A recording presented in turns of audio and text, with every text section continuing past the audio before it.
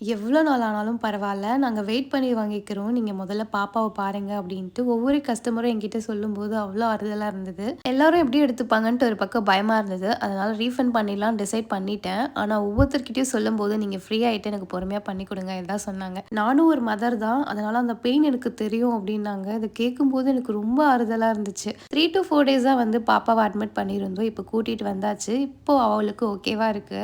அவ சரியாயிட்டாளேன்னு சந்தோஷப்பட்டேன். கொஞ்ச நேரத்துல எனக்கு உடம்பு சரியில்லாம ஆயிடுச்சு. ஸோ கொஞ்சம் ரெக்கவரி ஆனதுக்கு அப்புறமா கொஞ்சம் கொஞ்சமா வந்து டிஸ்பேட்ச் பண்ணிட்டு இருக்கேன். நெறைய பேரு வீடியோஸ் கீழ பாம்புலோனி ரெசிபி வேணும் வேணும்னு கேட்டே இருக்கீங்க. இதுதான் ரீசன். என்னால அப்லோட் பண்ண முடியல. நான் நெக்ஸ்ட் வீடியோ வந்து பாம்புலோனி ரெசிபி தான் நான் கண்டிப்பா அப்லோட் பண்ணுவேன். ஆனா எப்போ அப்லோட் பண்ணுவேன்னு எனக்கு தெரியல. ஸோ கொஞ்சம் சிச்சுவேஷன் மாறுனதுக்கு அப்புறமா கண்டிப்பா வந்து அப்லோட் பண்ணிடுவேன்.